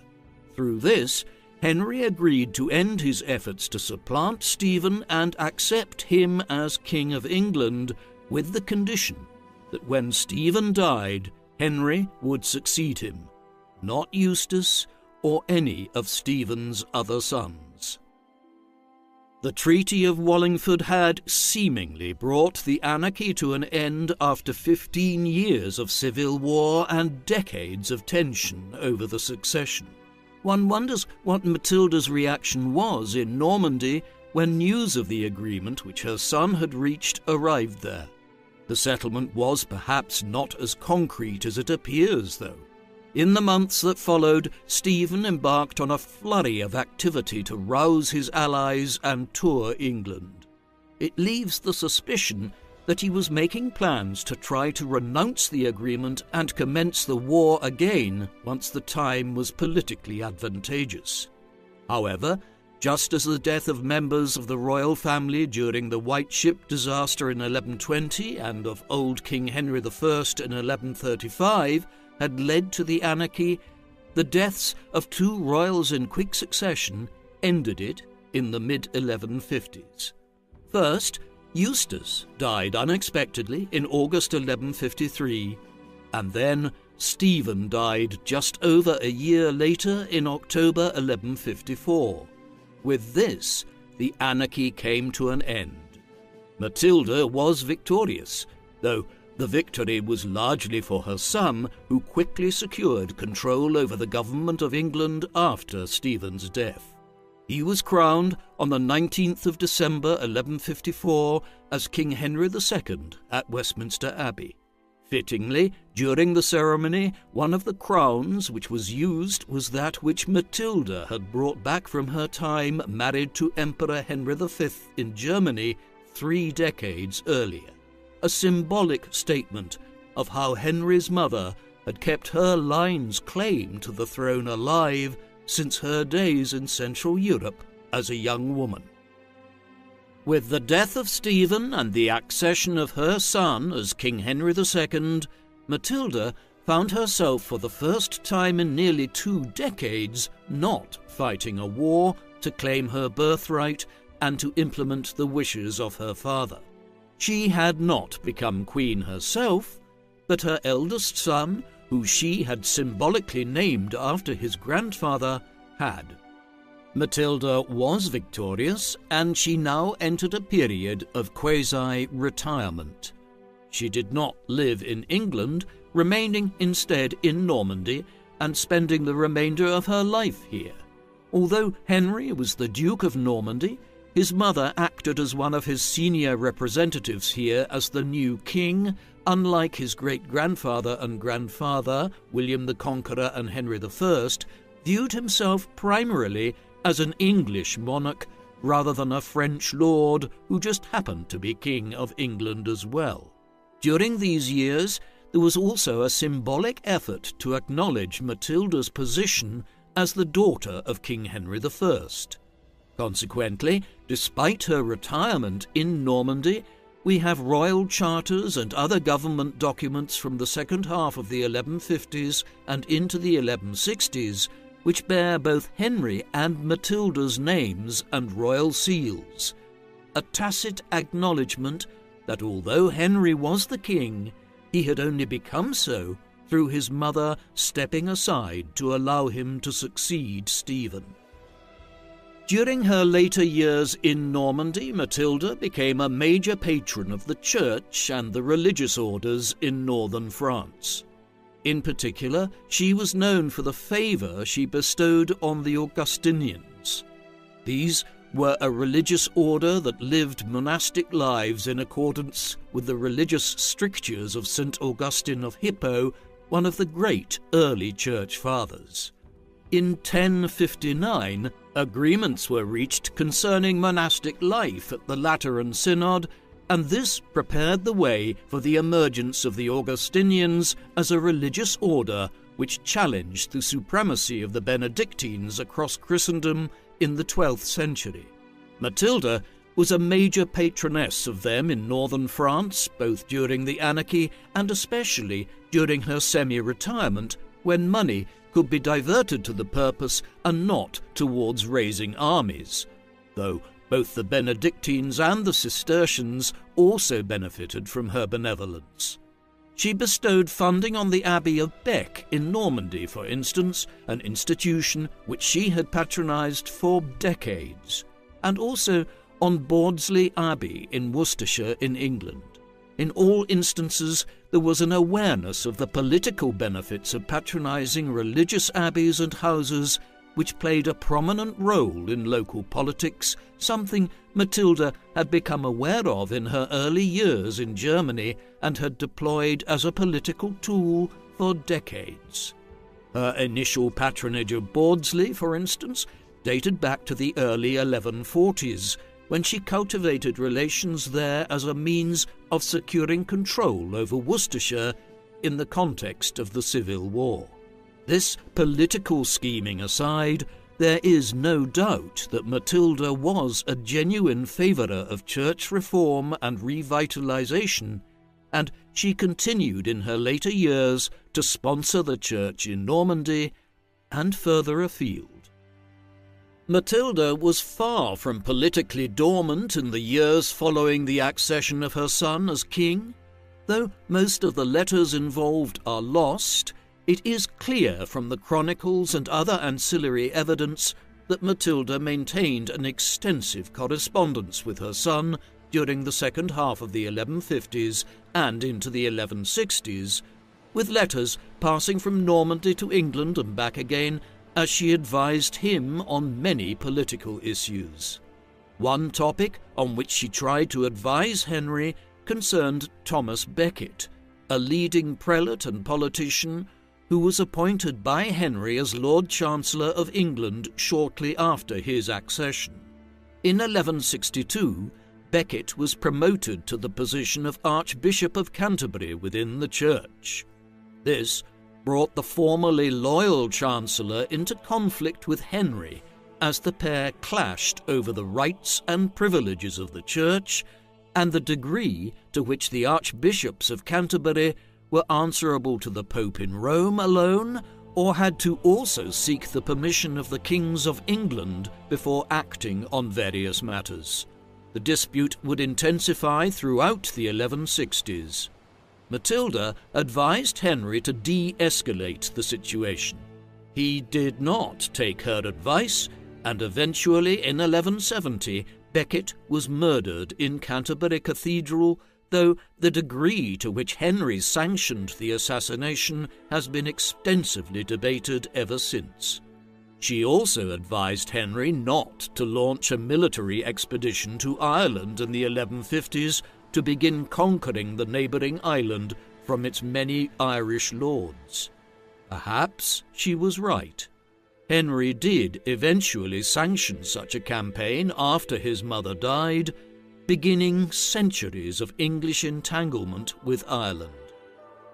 Matilda was into her 60s as her son's relationship with Becket began to deteriorate. She lived eventually to be 65 years old, a ripe old age for the time. Her later years saw her take a back seat in all matters political, no doubt enjoying the frequent visits of her grandchildren to Normandy, from amongst whom there would be two kings of England, King Richard I, better known as Richard the Lionheart, and King John I, two queens, Eleanor, Queen of Castile, and Joan, Queen of Sicily, and also several lords and ladies of other major polities. Her son and grandsons would rule over lands in England, France, Wales, and even Ireland, which became known as the Angevin Empire in recognition of her marriage to Geoffrey, Count of Anjou, while the Plantagenet family name, which she acquired through that same union, was held by the rulers of England down to 1485, when the House of Tudor came to power at the end of the Wars of the Roses. Matilda died at home in Rouen, in Normandy, on the 10th of September, 1167. She was buried at the Abbey of Bec, which she had patronized for decades. Her remains, though, were moved, lost, and found again on several occasions over the centuries, only to find their way to their current resting place at Rouen Cathedral in the mid-19th century.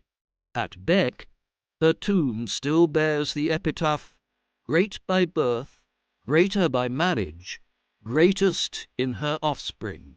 Here lies Matilda, the daughter, wife, and mother of Henry." The Empress Matilda was one of the most unusual political figures of the High Middle Ages. During a long and varied life, she became Holy Roman Empress, was involved in the governance of parts of Germany and Italy while little more than a teenager, then became the Countess of Anjou in the late 1120s, before fighting a major civil war over a period of nearly 2 decades to claim her right to become Queen of England in fulfillment of her late father's wishes. She proved herself a formidable adversary, managing for a time in 1141 to seemingly defeat Stephen and claim her birthright, though the rout of Winchester and the subsequent release of her first cousin snatched defeat from the jaws of victory. Admittedly, her unflinching determination to become Queen of England caused much suffering, with the country cast into disorder, economic devastation, and war.